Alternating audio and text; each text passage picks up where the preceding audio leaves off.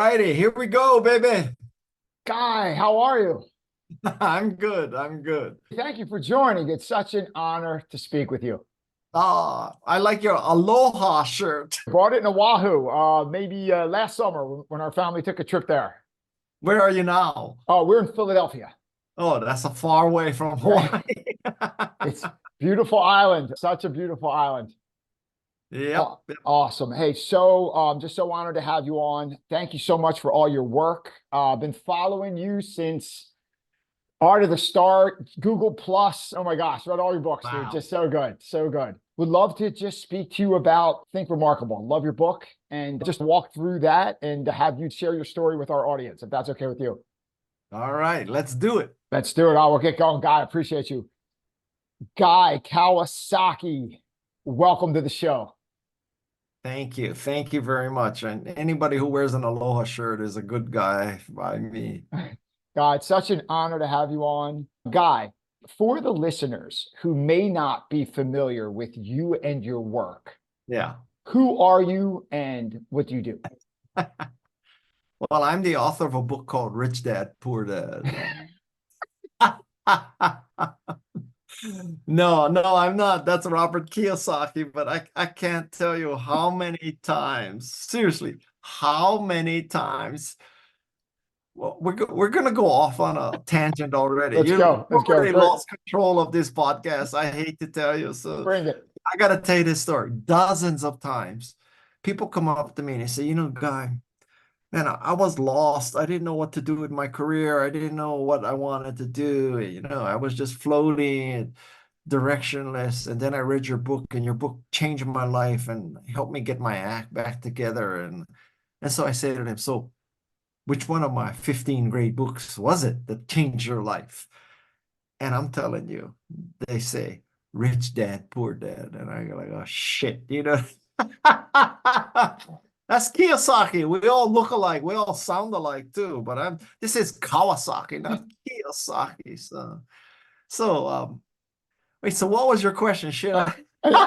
So for the few people on the planet that don't know who you are and what do you do? That's it. Who am I? So listen, my name is Guy Kawasaki. I am currently the Chief Evangelist of Canva. I'm the host of the Remarkable People podcast, and I'm the co-author of a book called Think Remarkable. And I used to be the Apple Chief Evangelist. I've been on the Wikipedia Board of Trustees. I used to work for the president of Motorola when it was part of Google. I used to be a Mercedes-Benz brand ambassador. So I guess the most obvious two positions I had is Chief Evangelist of Apple and Chief Evangelist of Canva. Guy, I would like to get into your book, Think Remarkable. Such an amazing book derived from your podcast. We might even get into Wise Guy, one of my favorite books of all time. So maybe a couple of good Steve Jobs stories, if you wouldn't mind sharing them. But before we do that, I want to start back all the way from the beginning. Where'd you grow up? I grew up in Honolulu, Hawaii, in a place called Kalihi Valley, which is a lower middle income. It's kind of tough part of Hawaii. So it's not like, I didn't grow up in Mar-a-Lago. Let's just put it that way. I find like 10, 12 years old, very formative time in people's lives. I find the dinner table like a microcosm of your life at that moment. If you could think back to like 10, 12 years old, what was dinner time like for you, for your family? Who was there? What was going on? Well, it was my father and mother and a sister. So it was four of us. And as I said, lower middle income. My mother basically dedicated her life to our family. And she was just a delicious cook. And my favorite thing that she makes is stew. I love stew. Anyway, so it was just like that, small little Samsonite kitchen table in a small house, and rice and stew and pickled vegetables. I mean, that's it. It wasn't, probably not unlike many other lower middle class families all over. I appreciate you sharing that. So let's get to your book, Think Remarkable. Such a great book derived from your podcast, Remarkable People. The book includes like insights of, I think there's like 200 extraordinary, remarkable people like Angela Duckworth, Carol Dweck, Jane Goodall, Steve Wozniak. And you synthesize that through your filter of working with Apple, Google, Mercedes-Benz, Canva, Wikipedia. First, tell us, where did you get the idea of the book? You're doing the podcast. When did you realize I got to do a book on this? How'd that come to be? It was right around the time that the big advance came. How's that? Well, so listen, after 5 years, I have 200 and something episodes. So that's 200 and something hours of listening. And it's also, we transcribe every episode because I'm deaf. So I appreciate transcriptions. So it's now we have 4,000 pages of transcripts and 250 hours of podcasts, and no one in their right mind is going to listen to 250 hours of a podcast or read 5,000 pages of transcripts. So we had to fix that. We had to take it down, and it's now about 170 pages, and you could probably read this book in 6 hours if you had to. And it's because I had such exposure to so much information and inspiration. I kind of felt like I had a moral duty to get it out in a format that more people could access it. And so I'm the author. This is my 16th book, so I know all about writing business books. And one of my pet peeves about business books is that a lot of times there's a 250-page book to explain one concept, right? So like, if you do things really a long time, you can make a really quick decision about stuff. Thank you very much. And if you try something and it fails, you should pivot really quickly. Oh, thank you very much. Or, get your prototype out to market, make it just a minimum viable product. Oh, thank you very much. But I just described about 2,000 pages of business books right there, right? So my book is 170 pages. We counted, it has 88 tactics explained in it.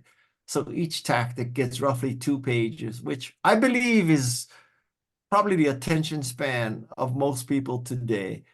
And my book, another of my peeves with business books is often they go pages and pages without headings, right? And after a while, like, you really need to read with a highlighter or a pen because there's so much text in paragraphs. Well, my book is not like that. My book has headings. It has headings every single page. And within these headings, there are bullet points. And so my book has headings and bullet points because I want people to very quickly grasp what you have to do. And I don't want people wasting, reading 250 pages to get one idea. I want them to read 2 pages to get that idea. That's such a common trait from your books, like back to Wise Guy, Enchantment. They pack such a punch and they're not that thick. And there's so many, I think you said 88 tactical ideas in the very short book. But let's get to it. Here's a big question. How would you define being remarkable? I define being remarkable as making a difference in the world. That is, you make the world a better place. And listen, my podcast is called Remarkable People, not rich people, not famous people, remarkable people. And I don't want people to get the impression that this book is designed only for the Steve Jobs and Jane Goodalls of the world, because I think you can make a difference with one person, one team, one classroom, cleaning up one stream. You don't have to be Steve Jobs or Jane Goodall. And I talk about many people that you will never have heard of that I happen to be fortunate enough to come across via my podcast. And those are the ones that are the most meaningful to me, the people who overcame homelessness or drug addiction. Or last night, I went to a gallery opening for a guy named Halim Flowers. And at 16, he was sentenced to 40 years for accessory to murder. He got out after 22 years, and now he's such a powerful artist. And that unless you're in the art world, and even if you are, you probably never heard of Halim Flowers. And so I love to bring those kind of stories to light. Yeah, sometimes the greatest stories of being remarkable or just grit, like the 3 traits you describe in the book, growth, grit, and grace, are from the people you never heard of. Yes. It's just the people that hidden person, that mom, that daughter, the husband, the dad, the brother, who does things that are just so remarkable, so gritty, so graceful, but they're not famous, right? And then the podcast you have is trying to bring that to light. That's so cool. How about this first chapter? I love chapter one, Acquire a Growth Mindset. One person whose book changed the way I look at the world, Carol Dweck. When you think of Carol Dweck and her remarkable book, Mindset, what did you learn from her? What has Carol Dweck taught you? Well, Carol Dweck is the author of this book called Mindset, and this is an early 2000 book. And I consider her the mother of the growth mindset. And it was the realization that you can have a growth mindset or a fixed mindset. And the growth mindset means that you believe you can learn new things, you can acquire new skills. The fixed mindset means that you don't think you can, or that you have it all and you don't need to learn anymore. And that was a really powerful moment in my life when I read her book. And I figured out, guy, she's right, man. You can either have a growth mindset or you can have a fixed mindset. And some of the real tactical ramifications of that for me was that I took up ice hockey at the age of 44, having never skated in my life. And let's just say that's about 40 years too late. And then at 60, I took up surfing, and that's about 55 years Wow. too late. But, in order to take up something like hockey or surfing at those ages, I can't think of a more tangible evidence of the growth mindset, because Absolutely. people at 55, they don't take up surfing. I mean, they're basically watching Fox all day, right? I mean, so I rest my case. That's a growth mindset. Oh my God. In surfing, so here's my surfing story in Oahu.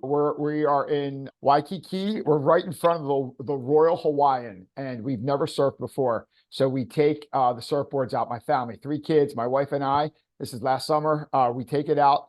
And they said, usually it's 2-foot swells. They go, today was 6-foot swells. They almost canceled our lesson. We never surfed. We go out in 6-foot swells. I have never been destroyed. Like, oh my gosh, so humbling. It's just so humbling. I think I rode at the very end of the hour, 90-minute lesson, whatever we had.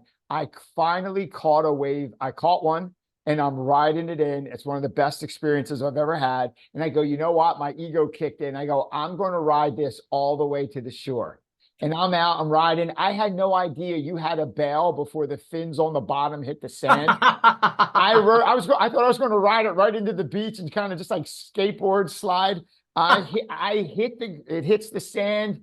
It was like a catapult. Like I was like thrown from the board, and I'm laying like from my hot proudest moment of the summer to like I'm laying like this. Oh my gosh, so humbling, so humbling, so humbling. I think I saw you on YouTube. And then, But you know what? Okay, let me tell you something. yeah. I've done shit like that too. I mean, well, we laugh about it, but that shows a growth mindset, right? I mean, you could have said to your kids, no, I don't want to do that. Daddy's going to just sit here and, read my Agatha Christie novel while you guys go off and surf, right? But I give you credit. I mean, first of all, you should not be taking your first lesson surfing in a 6-foot swell. Okay, that's just, I don't, I tell you something, the local surf instructors, they're saying, oh, look at this dumb Holly. He's going out in a 6-foot swell. Let's go see what it, I hope you didn't tip him, but Getting back to the hotel that night, right? So I don't know what I'm doing. I'm from Philly. First time I ever surfed. And I think I was like 50 when I was there for the first time. And I didn't know you have to go away from the impact zone to go back in line. So I'm like, I wipe out and I just go right down the middle a couple times. I'm back in the hotel and there's literally guys, I get the elevator. They're like, yo, man, you got to stop. You're entering the zone way wrong. I got yelled at like 3 times in the hotel. They recognized me as the guy paddling in as they're surfing. Like, I saw the surfers coming by me. I'm like, how am I supposed to get out of here with all these people coming at me? It was, dude, like you said, it's so humbling. But you know what? I have had the same warning. I mean, that's just part of surfing. You just, it's no different than when you take up any sport, right? Like, people tell you, yes, you just don't do that in hockey. You don't take a 10-minute shift or Yeah. something. You like you take a 2-minute shift and you get your ass off. I mean, like other people are waiting for their shift. And I mean, that's just the way it is. But like I said, I give you credit for even trying. I mean, there's a lot of people who don't try, and yeah, I can relate all of life to surfing metaphors, but It's so true. And the one that you mentioned in the book, Acquire the Growth Mindset, I love. You mentioned you can't be afraid to suck, right? Like you have to have the courage to suck at something, right? Like you yeah, have to say, I might be level 4 in some other part of my life, but I'm going to be level 0 in this, and I'm going to just get destroyed for a while. And you have to have the confidence to do that, right? Like the courage to that's do that. true. You gotta embrace your vulnerability, and that, I think that shows humility. Mhm. Um, I mean, there are a lot of people who don't have a growth mindset because, well, there's two things. One is the fear of embarrassment, right? Mhm. So that's number one. But number two is that I think a lot of people with the fixed mindset, let's say they try surfing and, they have a first day experience like yours, and they say, well, I'm not good at it, so obviously I wasn't meant to surf, so I'm giving it up. Mhm. Well, guess what? If you have a growth mindset, you understand that when you start anything, you're gonna suck. Like Mhm. very few people just take to anything naturally, and the first time they're great. So, I mean, sucking when you start is not the universe telling you to give up. Sucking is just telling you, the universe telling you that, you got to pay the price. Yeah, you got to pay the price. That is so true. And that kind of goes right into your second chapter of the book, that embrace vulnerability. And I love one of the bullet points you mentioned in the book there. One, we learn from failure, but you have to brace for impact. Yes, you Like gotta. from either surfing, crashing against the ground, or jujitsu, getting choked out. You have to have the ability to brace. You have to be comfortable, like brace for impact. It's coming because I jumped into something I suck at, and I'm going to be vulnerable because I want to grow, but I'm going to get beat up doing this, right? Like you gotta, Yeah, I mean, it's the same thing for entrepreneurship, right? You have to Mhm. brace for impact, because I tell you something, the first time you go out and pitch your company, Mhm. it's highly unlikely you're going to get the funding or the sale. Mhm. You just need to be ready to be rejected. And you learn that in sales in particular. Sales is overcoming rejection. Mhm. And then you brought an interesting story. Could you tell how you learned to sell? I think I learned you were in the jewelry business, right? Like how did Yeah, you, yeah. When which when is, I was getting my MBA, I had a part-time job working for a jewelry manufacturer. And after I graduated, I actually went to that jewelry manufacturer when all my friends were going to Goldman Sachs and Accenture, and McKinsey and JP Morgan and all that. And look who's here. So I went into the jewelry business, small jewelry manufacturer downtown LA that sold to retailers. And the jewelry business is hand-to-hand combat, right? I mean, Mhm. it's like the buyer keeps you waiting, and you're waiting outside with your suitcase, and they keep you waiting for a few hours, and they give you about 15 minutes, and they don't give you an order, or something like that. You learn to deal with rejection, and you learn to deal with not giving up. And that's a very good training for life, man, because I tell you something, in life, you are always selling. I mean, it Mhm. may not be selling in the sense of this is my commission, but you are selling when you apply for a job. You're selling when you apply for school. When you check in at SFO and you're telling the person checking you in, can I get an aisle, or can I get upgraded to first class? You are selling. If your lips are moving, you're probably selling. You're selling somebody on going out on a date with you, selling somebody on not leaving you. You're selling your kids on cleaning up their room. You're selling. Life is selling. Yeah. We're all in sales. Like you said, everyone's selling an idea. You're selling something to your wife, your kids that brushed their teeth when they're 4 years old. Like your boss for a raise. Like you said, the Yeah. ticket counter person, can I get an upgrade? Like we are all in sales, and sales gets such a, being in sales for 20 years, it gets such, like, you think of the used car salesman, the people that aren't in it, it has like a bad connotation, like, oh, he's in sales. Like it's, sometimes it doesn't have the greatest like reputation from the outside, but it's such a life skill, isn't it? Listen, a good car salesman is a thing of beauty. I've had Oh good yeah. car salesmen. I mean, it is an art. It is an art. It's not just shucking and jiving. Mhm. I appreciate it. You know, as they say, the easiest person to sell to is a salesperson, right? I mean, that's so true. There's a great quote from Nate Kawasaki. When you're getting hit with impact and failure and you're embracing something that you kind of suck at, Nate says, replace why this is happening to me with what is this trying to teach me? I thought that was such a powerful concept. Can you remember when that came about? Well, he's 19 now, so he would have said it at 18. And I can Pretty. tell you something. It's not because of my DNA, because Nate is adopted. So he must have picked it up either from us or somebody else, but it ain't because of my genetics. How about, I think this is chapter 3, Plant Many Seeds. You talk about pursuing interests, not passions. And Yes. then the big picture question attached to interest and passions. How can someone like Nate's age, like I have a son who's 19, I have another one who's in high school. How can someone find their true calling? Like, is it following their passion, pursuing interest? What would you recommend? Well, my thing about the word passion is that it sets a too high bar and it sets expectations too high that, you're supposed to find your passion and it's supposed to be love at first sight and it's supposed to be easy, right? So, maybe that first day surfing, you found your passion for surfing and you pursued it the rest of your life, but most likely you got your ass handed to you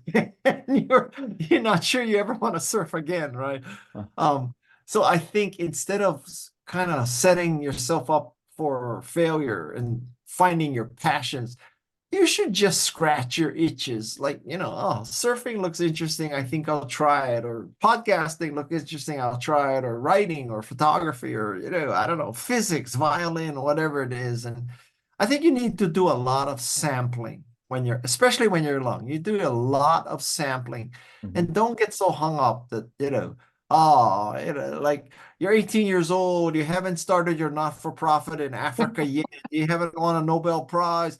How are you going to write your college essay for Dartmouth and Yale?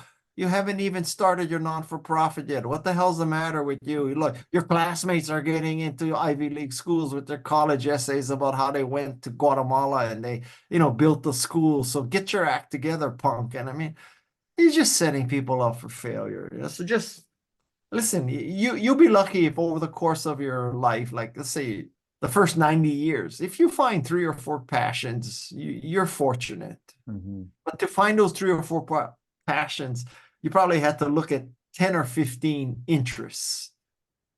And that's where you mentioned you have to plant many seeds, right? Like just Yes. kind of see what sprouts, right? Right. That's such good advice.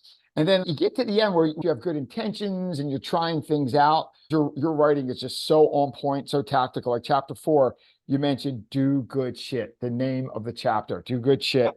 Action and implementation is everything. If you have theory, I'll think about it. I think I might do this one day. Could you speak of the benefit of taking action? Well, even if you're interested in something, I guarantee you, even an interest is not going to turn into a passion unless you actually do it, right? Like Mhm. you may be interested in surfing. You can watch all the YouTube videos you want about surfing, but you got to get your ass in the water. Yeah. I mean, and lots of people saying, "Oh, I want to be an entrepreneur. I'm thinking about this. I'm thinking about that." And 5 years later, they're still thinking about it. I mean, at some point, real men ship. I mean, real Yeah. men, they get in the water. Real women too, but Yeah. It sounds like Seth Godin. I remember Seth, he's been a guest of the show a few times. And Seth's like, art is not art until you ship it out into the world, until it crashes into the marketplace, right? The chapter, it's like get beyond eureka. Not only you have to make the right decisions, but at some point you got to savor the shit sandwich, right? Like what it's trying to teach you. Sometimes you got to prove your concept. And a lot of times you got to eat a lot of shit before you prove your concept, right?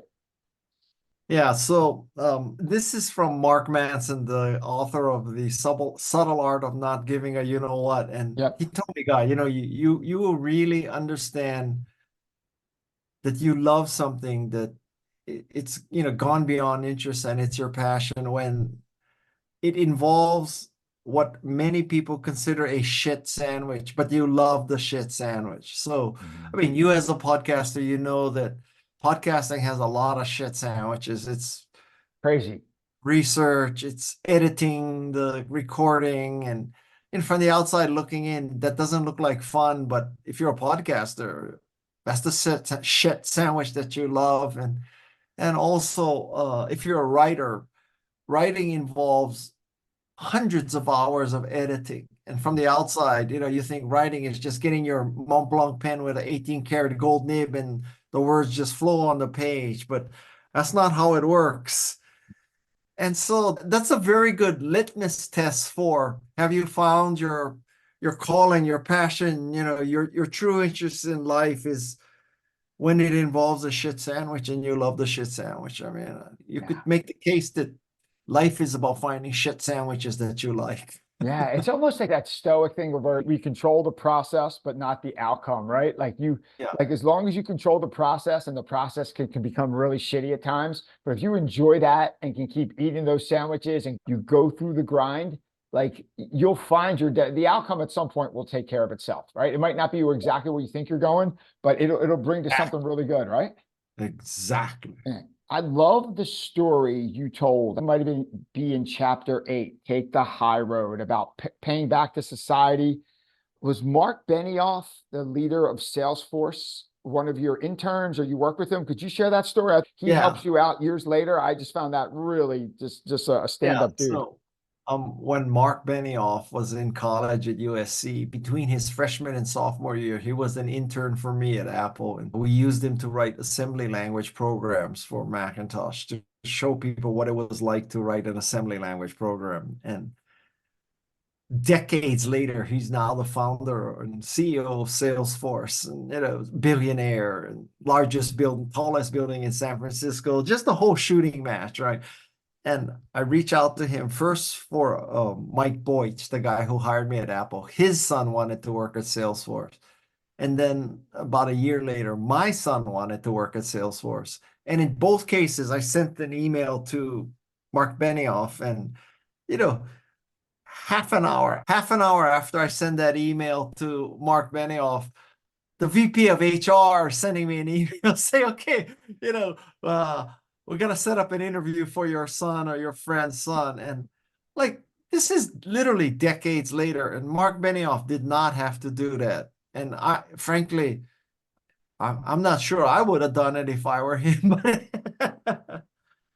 So yeah, that's taking the high road. That's remembering your friends. Man, I mean, someone at that level getting involved with basically an entry level position through one email because you worked with them 20 years ago. And like, what a stand up dude. I mean, that is a stand up guy right there. Wow. That is, that, He really, he really is a stand-up dude. And let me just say that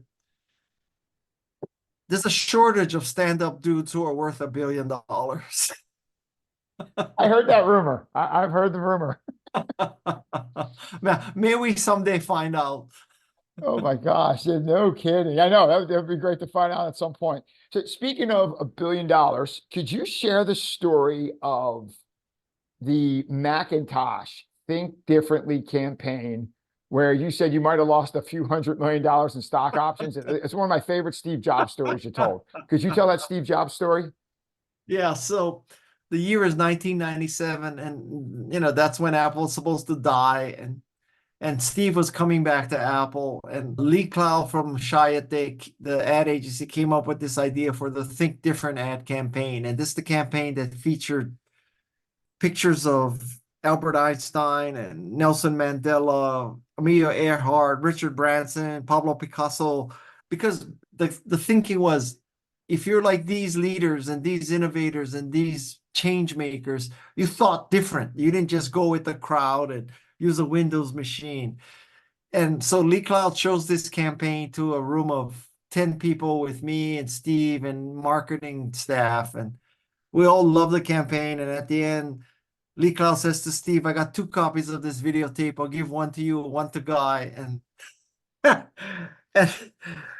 and Steve Jobs says, don't give Guy a copy, just give both copies to me. And I said, so Steve, is it because you don't trust me? And he said, yeah, Guy, I don't trust you. And then So now you have to understand this is a man or mouse moment, right? This is the kind of moment you look back in your life, and to use a surfing analogy, so you turn around and you see this big wave coming at you and it's perfect, and you think, am I gonna paddle for that wave, or am I just gonna be a wimp and dunk and just dive under it? So this is one of those kind of moments. So Steve says, "Yeah, God, I don't trust you," and I fulfilled my role, and I said, "Steve, I don't. It's okay because I don't trust you either." So it probably cost me a few tens of millions of dollars, but what a great story! What a great story, Oh, huh? oh my God. I don't think too many people have taught maybe to talk to him at that way at that point. Oh my gosh.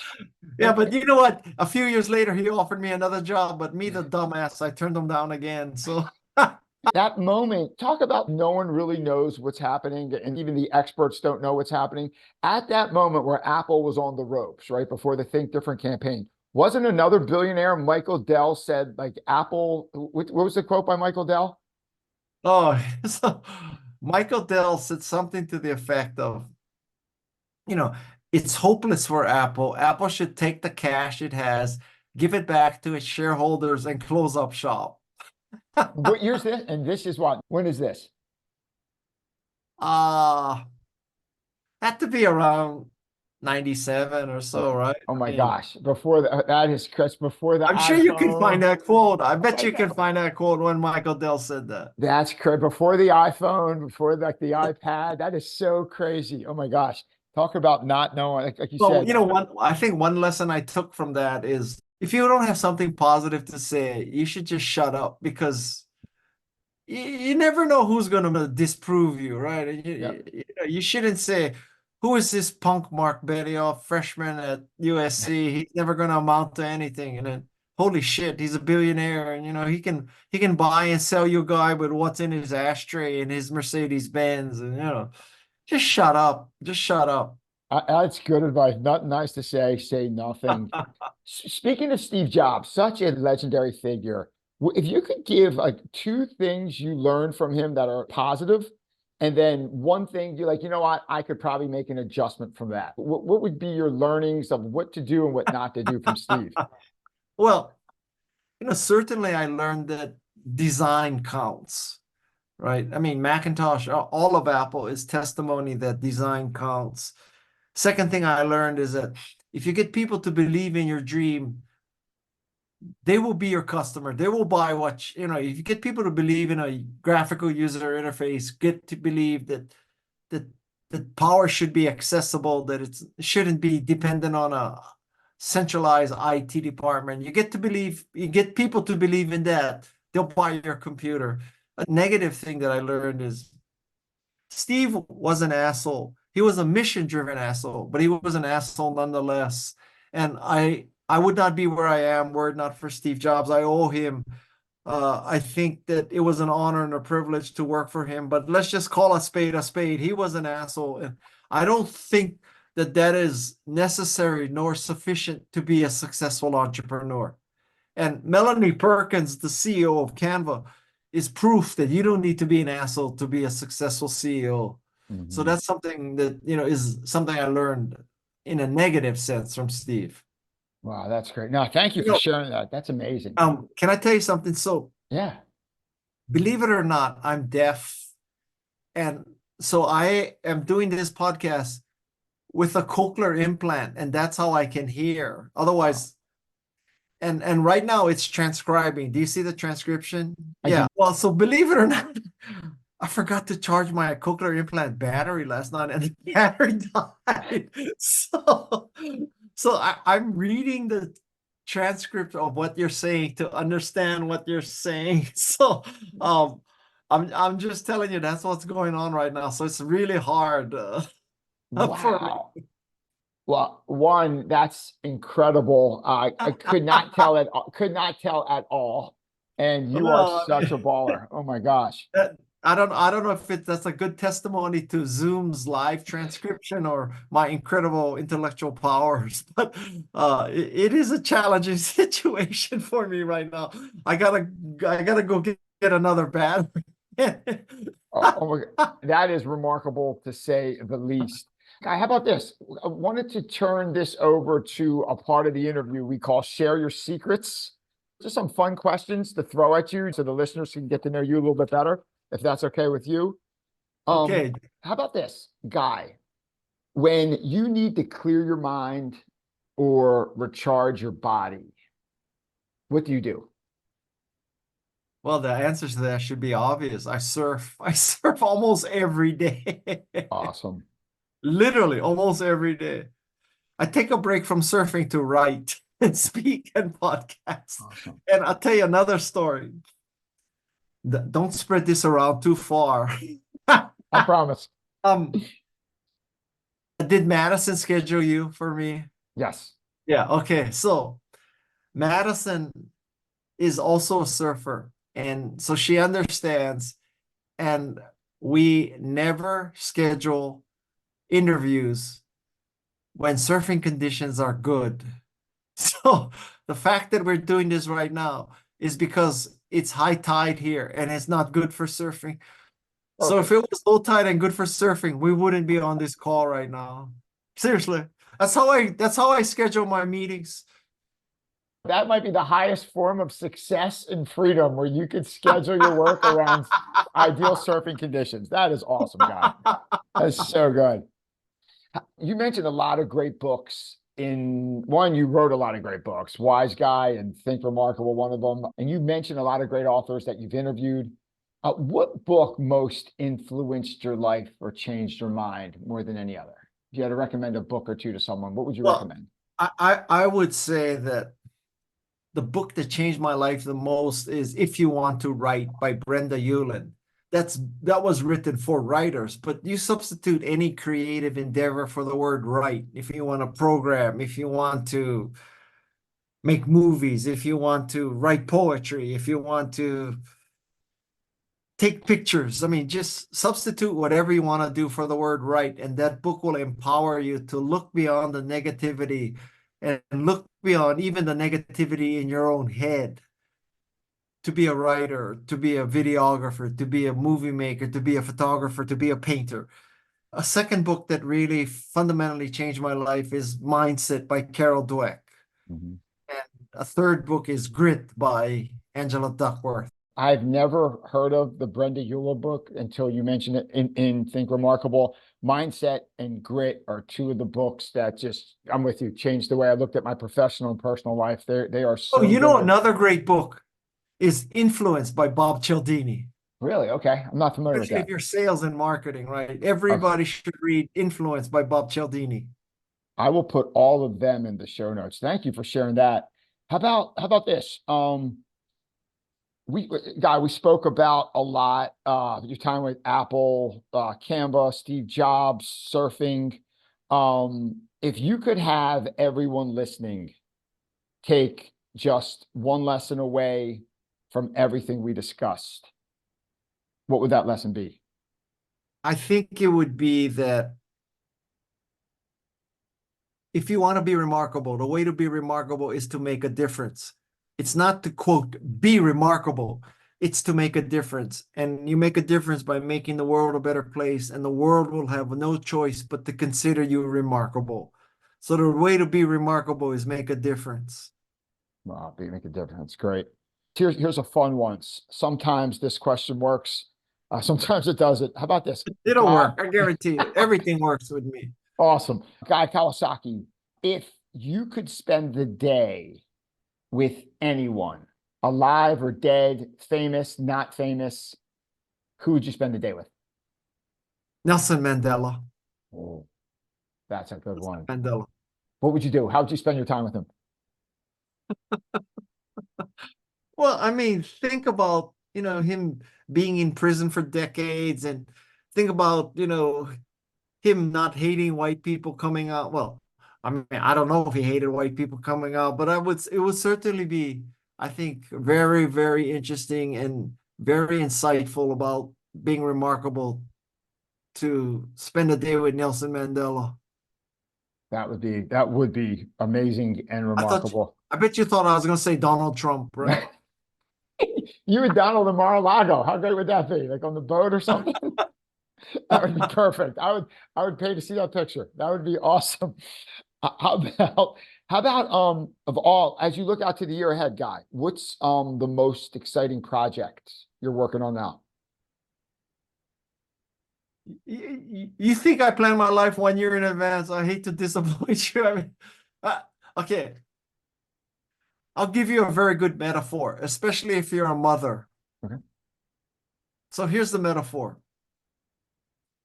2 weeks ago, I gave birth to a book. Okay, and I did it without an epidural. It was just natural childbirth, breathing deeply, pushing that baby out. So 2 weeks later, you're asking me, when are you going to get pregnant again? Let me tell you something. I'm not thinking about being pregnant again right now. Okay. I'm still in postpartum. That is perfect. Oh my God, that's the perfect answer. Thank you. How about this? Last question. Guy Kawasaki, if you had to get a quote or a saying tattooed on your body, what would that quote or motto say? It would be empower people. That's what I want to be remembered for. Empowering people. That's my reason for living and at this point in my life. And yeah, I mean that's what I want to remember for. Everybody needs to have a goal in life, and that's my goal. I want to empower people. So Wow. uh how's that? I think empower people is about as good as a spot as any to wrap this up. Guy Kawasaki, I'd like to thank you Wait, for showing. I'm trying to send you one link here. Yeah. So in addition to the book, Canva and I created this course, online course. It's a free course on how to be remarkable because Okay. not everybody likes to read and not everybody's going to buy the book. I still want you to be remarkable. So tell people about this free Canva course. Absolutely. I will put that in the I show prefer notes. they buy the book, but The book is amazing. You could read it in like a day or two. There's so many actionable tactical strategies, tactics, and ideas to get you unstuck in life or give you the courage to jump into something so good. Guy, I'd like to thank you for showing us all what's possible in this crazy world we live in. You show us how to make a difference, how to live a remarkable life. I want to take a quote from Jane Goodall, who did the foreword for your book. Jane says, Guy Kawasaki writes not just a self-help book, it challenges us not only to improve our own individual lives, but to create a positive impact in the world around us. And I think that leads into this great Anne Frank quote that you shared. It's wonderful to think that some of our best days are still in front of us and possible for people like you, Guy, for sharing how to operate better in this world. Like to say mahalo, aloha, and you are welcomed in our ohana any day of the week. Appreciate you, dude. Thank you for all your work and illuminating the path and just for everything you do, man. I appreciate you. Just much respect. oh, you're very kind. I mean, it just made my day. Thank you very much. And Jane Goodall is one of the people I most admire in the world. So, yeah, I've had a remarkable life, and I don't mean that in the sense I'm bragging. I've been very, very fortunate. And so I'd like to spread the aloha a little bit. So, okay. I Okay. gotta get a Mahalo. battery for my freaking cochlear implant so I can hear the next interview. Come on, God. Thank you, Guy. Thank you so I much. I bet I'm the appreciate you. first deaf person you interviewed. Okay. All the best. Aloha. Have a great Easter. Have a great Easter. Appreciate you. Bye, Guy. Bye.